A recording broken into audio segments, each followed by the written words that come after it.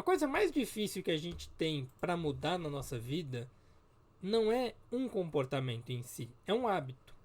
E para isso a gente precisa entender o que é um hábito. A primeira coisa é entender que força de vontade por si só não funciona. Ah, eu quero mudar, eu dou conta de mudar. Não. Se você não estruturar outros processos por detrás dessa mudança, ela não vai acontecer. Porque pense o seguinte, você está lá, a maioria das pessoas acredita que mudar um hábito é uma questão de determinação. Se eu quiser eu consigo. Beleza, isso é força de vontade. Então ela acorda numa segunda-feira e fala: hoje eu vou começar a academia, hoje eu vou começar uma dieta, hoje eu vou começar alguma coisa. Vou parar de comer doce, vou sair da pornografia, vou parar de usar o celular, eu não vou mais procrastinar e por aí vai. E essa pessoa ela vai na segunda-feira, começa a mudança, terça ela começa a mudança, quarta ela começa a mudança. Quando chega na quinta e na sexta ela já cansou. Aí vem a culpa. Aí no final de semana ela se recompensa regulando, ela se regula, se recompensando ali com comportamentos nocivos. A maioria das pessoas são assim. Eu já atendi muitas pessoas que são viciadas em álcool, cocaína, cigarro. Hoje nós temos aí o vício em tecnologia cada vez mais agravante, principalmente o vício na IA. E todos, em todos os momentos, todas as faixas etárias falam a mesma coisa. Eu paro quando eu quero. Não, você não para. Porque o modelo de força de vontade, enquanto estratégia de mudança, ele está totalmente falido, totalmente errado. Porque entenda o seguinte: o que é um hábito? Um hábito ele não é um comportamento isolado. A gente fala assim, eu tenho o hábito da leitura. Não, não é bem o hábito da leitura. Você tem um comportamento de ler. O hábito da leitura ele implica em outras funções, outros aparelhamentos comportamentais, vamos dizer assim. São atos mais conscientes, entende? O hábito ele é um processo maior. Eles são rotinas automatizadas, gravadas, né, no teu cérebro, no teu organismo como um todo, que vem desde a sua antiguidade, ou seja, desde que você nasce ali, e são desenvolvidas ao longo da vida. São mantidas ao longo da vida. Tentar mudar um hábito só usando a nossa consciência, a nossa racionalização, a nossa força de vontade, é basicamente você tentar reescrever um programa rodando em segundo plano enquanto você usa um teclado visível na tela. É uma coisa que não vai dar muito certo. É uma coisa que não vai acontecer com tanta facilidade. Então o que a gente precisa entender? Que um hábito, para mudar, ele precisa ter toda uma estrutura de mudança ao redor dele. Toda uma estrutura. Existem algumas pesquisas que elas trazem mais ou menos o seguinte: 45% dos nossos comportamentos eles são hábitos. São coisas que você faz habitualmente, sem uma decisão consciente daquilo ali. Como se quase metade do que você fizesse hoje você não está pensando naquilo, você só faz. Por isso que a gente passa muito tempo no piloto automático. Então, por exemplo, vocês não veem, mas eu peguei uma caneta agora para poder refletir. E eu não pensei, nossa, vou pegar a caneta. Não, meu corpo só foi. Eu não precisei pensar naquilo ali. E aí, para a gente poder mudar um comportamento, a gente precisa entender um pouquinho o que acontece no cérebro para isso. Existe uma região no nosso cérebro que a gente chama de núcleo estriado, que é onde estão os nossos hábitos sendo formados. Que é um sistema de glândulos de base e tal. Diferente do córtex pré-frontal, que é o responsável pelo planejamento, ou seja, essa parte aqui da frente é responsável pelo planejamento, execução ou decisão consciente daquilo. O núcleo estriado ele opera de uma forma mais automática, mais rápida. Seria aquilo que o Daniel Kahneman traz de pensamento rápido, né? Mas não é bem isso diretamente. Mas a gente pode associar um pouquinho nesse sentido. Ele acontece mais rápido, ele consome menos energia. Então, quando eu repito um comportamento dentro de um contexto específico, dentro de um ponto específico ali, o nosso cérebro ele passa a entender que aquele comportamento ele é desejado porque ele foi reforçado e ele vai associando aquele comportamento a determinados contextos. Ele faz o que a gente chama de chunking, que é basicamente um acúmulo, né? uma composição maior, uma associação, uma assimilação de informações. Então ele vai criando chunkings, sequências de ações que são comprimidas num único bloco, numa única execução, vamos pensar assim, para que você possa economizar processo mental.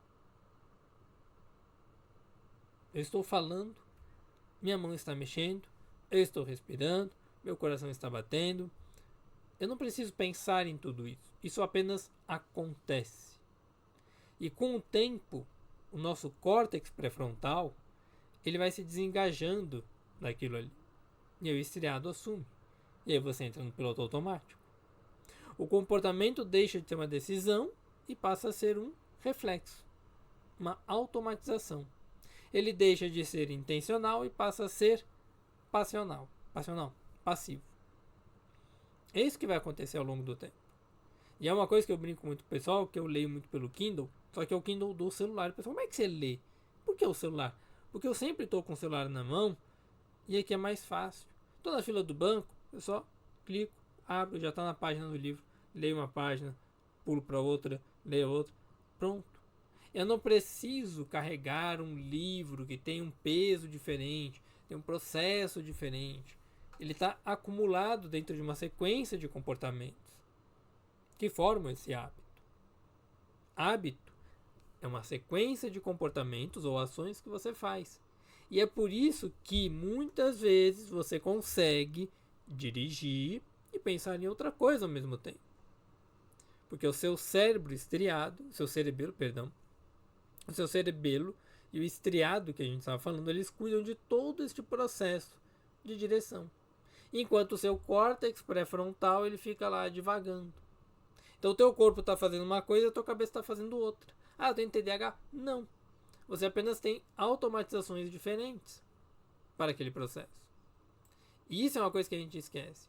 Porque um hábito, ele nunca desaparece por completo. Ele não some dali. Eles ficam codificados na nossa estrutura cerebral. Eles ficam mapeados ali. E o que muda é se eles são ativados ou não.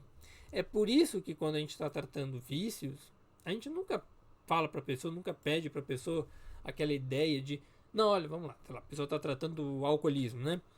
Vamos passar aqui um tempão, e depois de 3 meses, vamos agora lá no bar ver se você realmente consegue aguentar. Isso não existe. A gente sabe hoje que isso não existe. Lá atrás era feito. Era uma forma de exposição. Mas não existe isso. Cientificamente falando, né, num aspecto clínico, isso é o pior que você pode fazer. Se você quer parar de usar um vício que você tem, você precisa cortar ele por completo. Se você quer aprender a administrar, é entender que existe um grande risco de você ter recaídas cada vez maiores. Fissuras cada vez maiores. Eu não quero nunca mais usar tal coisa. Então você vai ter que cortar aquilo da sua vida. Não só dosar, você vai ter que cortar. Porque se você não tem autocontrole suficiente ainda, você não vai conseguir desenvolver. Existe aquele livro, O Poder do Hábito, que é do Charlie Duhigg, que ele é um jornalista, né? Eu não gosto muito daquele livro, mas ele popularizou muito pra gente uma coisa que eu acho fundamental e que ajuda muitas pessoas a mudarem, que é o gatilho, né? O loop do hábito. Como é que é a estrutura desse comportamento ou desse conjunto de comportamentos? Você tem uma deixa, né? Um gatilho, um incentivo ali. Ele é ativado. Você vai para uma rotina, que é basicamente o comportamento em si, é a ação que você tem, seja ela física ou mental. E depois você tem uma recompensa. Só que o que acontece? Nesse livro, que ele é bom em termos motivacionais, mas científicos ele não é tão bom, ele esquece que existem elementos externos, que são as nossas questões ambientais, sociais. Ele esquece que você tem o gatilho, você tem o comportamento, você tem a recompensa, mas você também tem outros aspectos internos emocionais acontecendo ali. Porque muitas pessoas associam o gatilho a algo externo acontecer. E não é. O gatilho ele pode ser também algo interno. Ele pode ser uma ambientação interna. Então, o que acontece? O gatilho ele pode ser um horário, pode ser um lugar, pode ser uma emoção, pode ser uma pessoa, ele pode ser uma sequência de ações anteriores. E aí você tem aquele comportamento, você entende qual é a função do comportamento no processo, e esse comportamento ele gera uma recompensa. Ele gera uma consequência, geralmente recompensadora, obviamente. E essa recompensa, o pessoal sempre associa, libera dopamina e tal. Não é que ela libera dopamina, ela libera um conjunto de neurotransmissores, sendo um deles, a dopamina. E a dopamina ela não está associada ao prazer de fato. mas a expectativa de prazer. A gente sabe hoje, é por isso que o livro está um pouquinho datado, que a expectativa de um comportamento libera mais dopamina do que a realização do comportamento em si ou o alcance da recompensa. Por isso que técnicas de visualização, imaginação e coisas do tipo, elas são boas para você controlar até um certo ponto. Não a liberação de dopamina, mas o teu controle emocional. Mas elas também geram um problema. Eu parar e ficar me planejando o tempo inteiro, visualizando, alcançando meu resultado, pode gerar uma motivação? Pode. Mas ele também pode gerar um processo de não querer não querer ir atrás do resto. Porque eu já liberei o que eu queria, eu já consegui o que eu queria. Um exemplo que eu faço muito com os meus clientes da minha vida, quando eu tô numa fissura de, sei lá, quero jogar coisas de Street Fighter, é um jogo de luta. Ao invés de eu ir lá e comprar o jogo, eu assisto. Eu assisto a galera jogando. Essa última semana eu terminei de ver o anime do Street Fighter que eu vi lá na minha infância. E pronto, aquela vontade que eu tinha de comprar aquele objeto some. Eu olho ele pela internet, eu olho ele por outros meios e ele some, porque eu já liberei aquela tensão interna. Entende?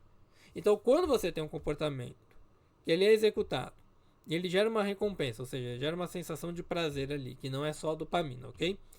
A dopamina é um dos neurotransmissores.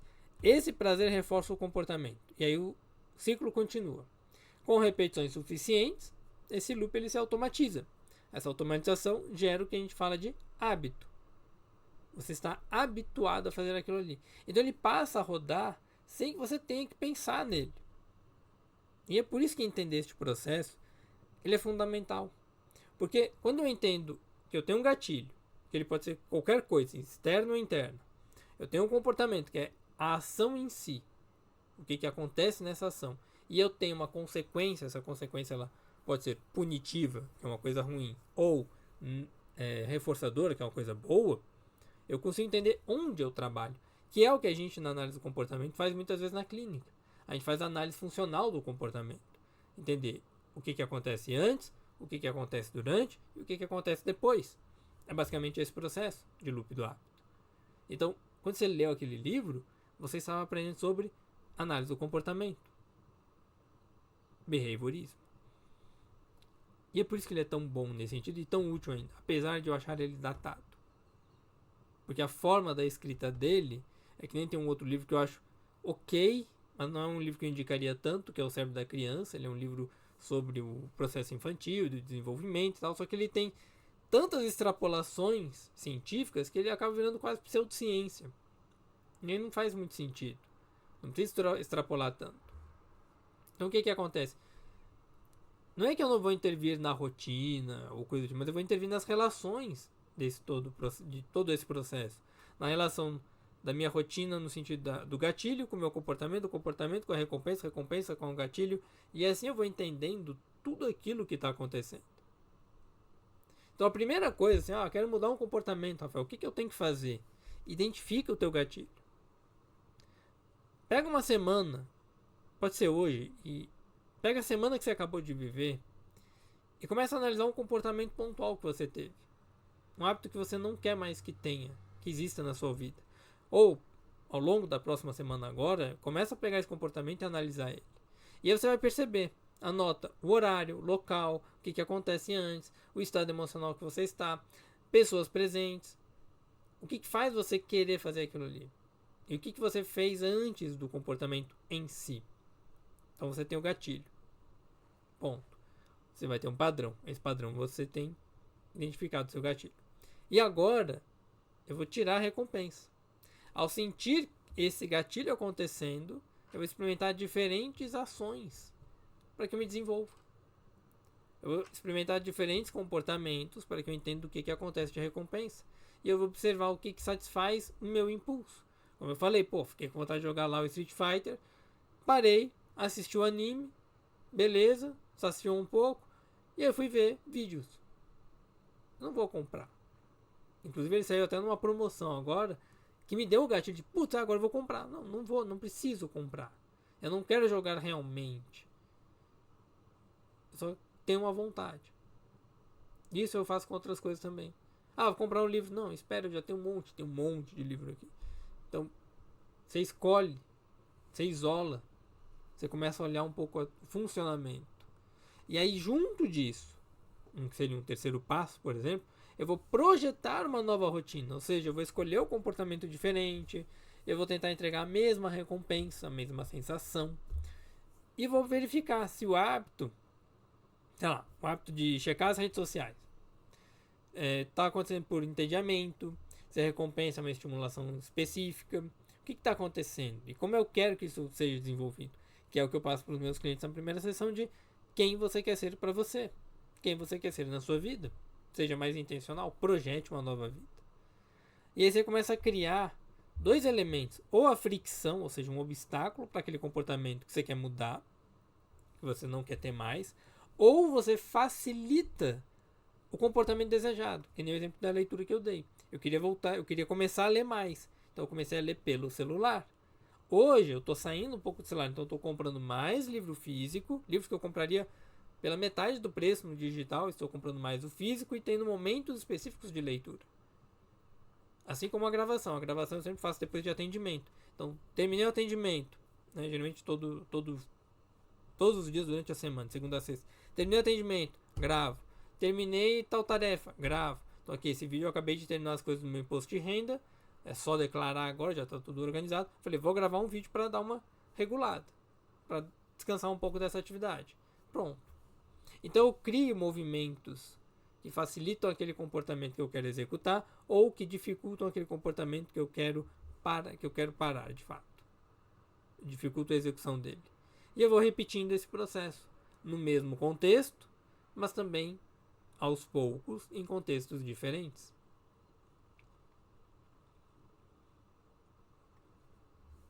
Porque esse é o grande ponto do comportamento.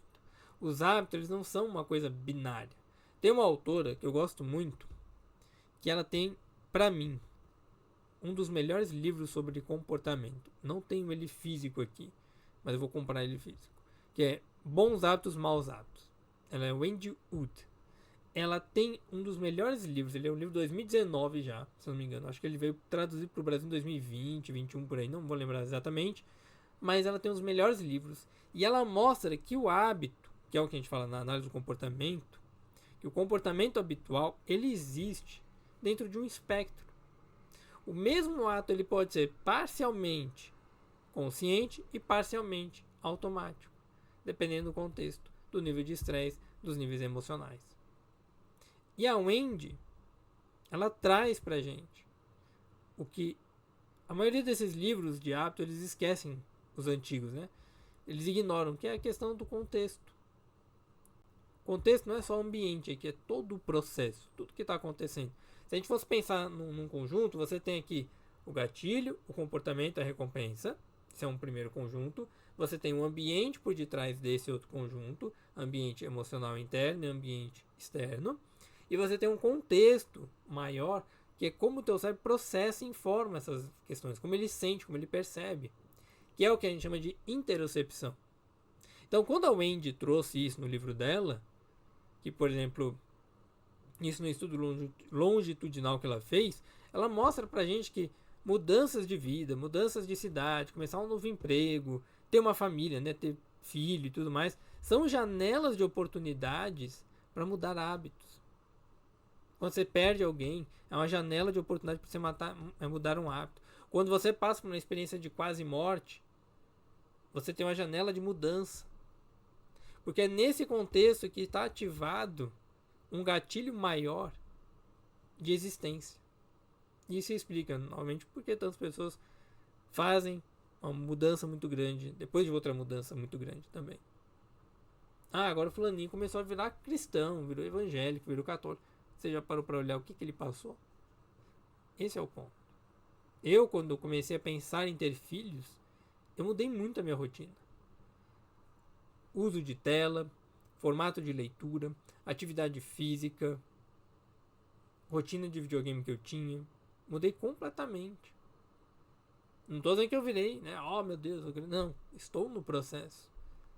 Então, isso me fez uma reflexão que é, se eu quero criar um hábito novo, eu tenho que ancorar ele num contexto que eu já use aquilo ali todo dia, que já seja mais fácil, um horário, um lugar, uma ação prévia. Como eu falei, vou gravar, já estou no computador, termino o expediente, gravo. A leitura é a mesma coisa, terminei de gravar, sento um pouco, leio. Eu vou criando esse movimento. Às vezes vou ler com a minha filha, leio os livrinhos dela, eu paro, eu vejo que ela cansou ali da leitura dela, pego o meu livro, leio um pouco. Ela vai para a natação, vou lá e leio o meu livro. Então há momentos de leitura, há contextos que facilitam a execução de um comportamento. Aquela ideia, depois de tomar o café, você abre o caderno, escreve 5 minutinhos lá do que você está pensando, você faz um diário. Pode parecer bobagem, mas essas coisas elas ajudam muito você no seu desenvolvimento. E esse é o grande ponto. Eu quero que você, que está me assistindo agora e que realmente quer mudar um pouquinho, comece a mapear o teu comportamento. Quando que ele acontece, onde que ele acontece, né? Em que momento do dia, onde você está ali, em que situação, em que ambiente, quais as emoções estão atreladas a ele, quais as recompensas que você recebe desse comportamento, o que você ganha fazendo ele, para onde ele te direciona, e coloca um substituto. Que outra ação você gostaria de colocar no lugar dele, que entrega uma recompensa parecida?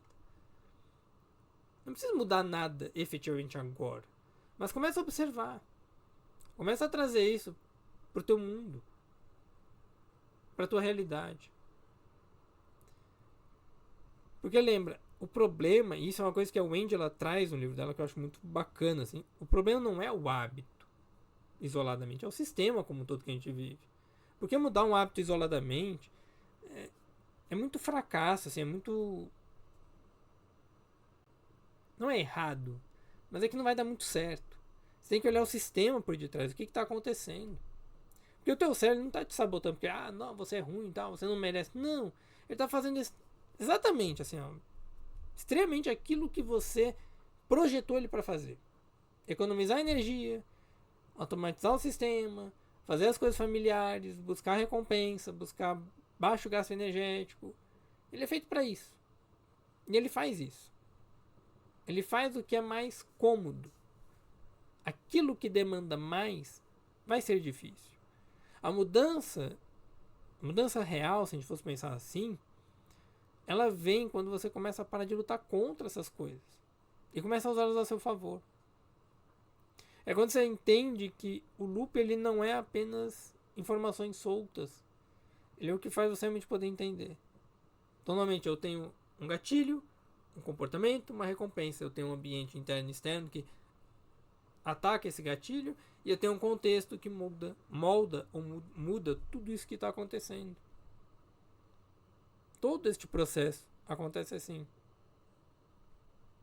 E isso é uma coisa que até para quem quer estudar é o que a gente precisa entender de um aprendizado mais aprofundado, a revisões passadas. Todo comportamento ele passa por esses processos assim.